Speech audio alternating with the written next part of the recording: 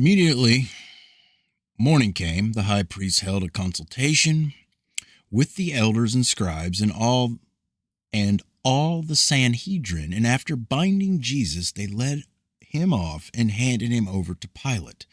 Pilate asked him, "Are you the king of the Jews?" He replied, "Certainly." Then the high priest brought many accusations against him, and once more Pilate asked him, "Have you no reply to make? Look at all their charges against you." But to the astonishment of Pilate, Jesus answered no more. At festival time, he used to release for them some prisoner whom they begged from him. There was a man called Barabbas in prison among the rioters who had committed murder during the insurrection. So the crowd pressed up and started to ask him for his usual boon. Pilate replied, "Would you like me to release the king of the Jews for you?" For he knew that the high priest had handed him over out of envy. But the high priest stirred up the crowd to get him to release Barabbas for them instead. Pilate asked them again, "And what am I to do with your so-called king of the Jews?" Whereupon they shouted again, "Crucify him."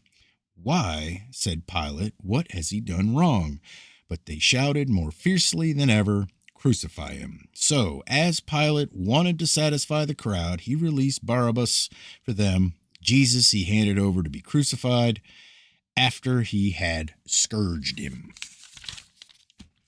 The soldiers took him inside the courtyard, that is, the praetorium, and got all the regiment together. They dressed him in purple, put on his head a crown of thorns which they had plaited, and began to salute him with, "Hail, O King of the Jews."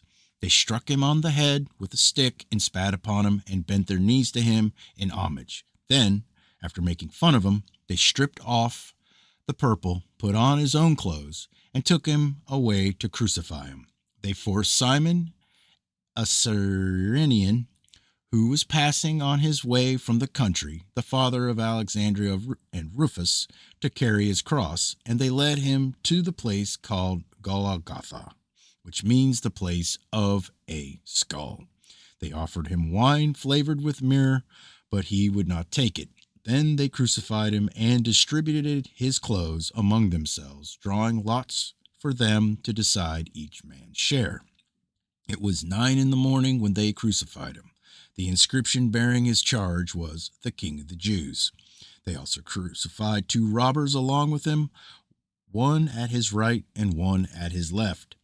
Those who passed by scoffed at him, nodding at him in derision and crying, "Ha, you were to destroy the temple and build it in 3 days. Come down from your cross and save yourself." So too the high priests made fun of him to themselves. With the scribes, "He saved others," they said, "but he cannot save himself. Let the Christ, the King of Israel, come down now from the cross. Let us see that and will believe." Those who were crucified with him also denounced him. When 12 o'clock came, darkness covered the whole land till 3 o'clock. And at 3 o'clock, Jesus gave a loud cry, "Eloi, Eloi, Eloi, lema sabachthani." Sabachthani, which means, my God, why forsake me?" On hearing this, some of the bystanders said, "Look, he is calling for Elijah." One man ran off, soaked a sponge in vinegar, and put it on the end of a stick to give him a drink, saying, "Come on, let us see if Elijah does come to take him down." But Jesus gave a loud cry and expired. And the curtain of the temple was torn in two from top to bottom. Now when the army captain who stood facing him saw that he expired in this way, he said, "This man was certainly a son of God." There were some women also watching at a distance, among them Mary of Magdala, Mary the mother of James the younger, and of Joseph, Jose, and Salome, women who had followed him when he was in Galilee and waited on him, besides a number of the other women who had accompanied him to Jerusalem.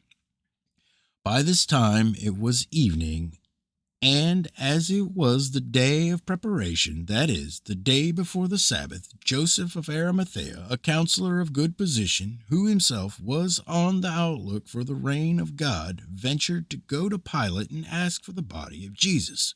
Pilate was surprised that he was dead already. He summoned the captain and asked if he had been dead some time. And on ascertaining this from the captain, he bestowed the corpse on Joseph. He, after buying a linen sheet, took him down and swathed him in the linen, laying him in a tomb which he had been cut out of the rock, and rolling a boulder up against the opening of the tomb. 16. Now Mary of Magdala and Mary the mother of Jose noted where he was laid.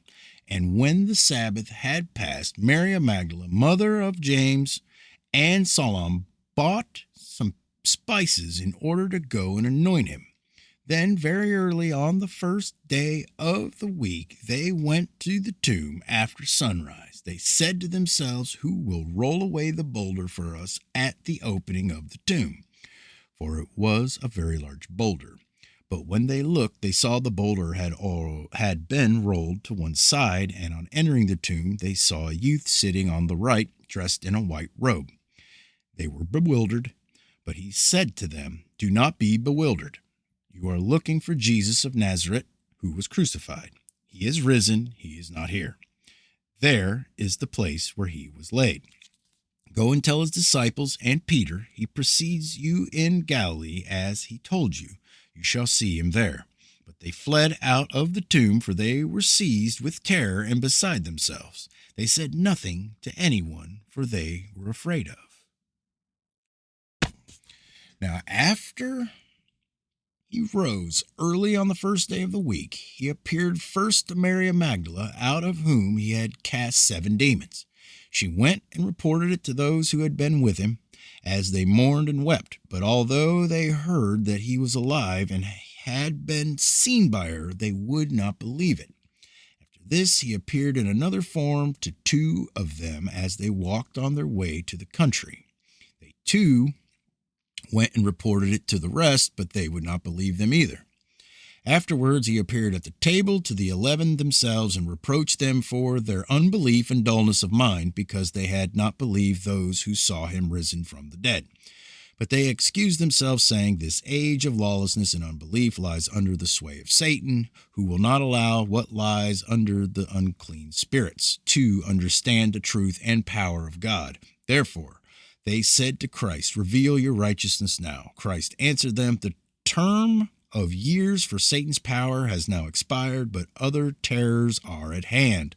I was delivered to death on behalf of sinners, that they might return to the truth and sin no more, that they might inherit that glory of righteousness which is spiritual and imperishable in heaven.' And he said to them, 'Go to all the world and preach the gospel to every creature. He who believes and is baptized shall be saved, but he who will not believe shall be condemned. And for those who believe, these miracles will follow. They will cast out demons in my name. They will talk in foreign tongues. They will handle serpents.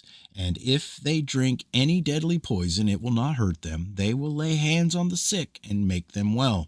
Then, after speaking to them, the Lord Jesus was taken up to heaven and sat down at the right hand of God, while they went out and preached everywhere, the Lord working with them and confirming the word by the miracles that endorsed it."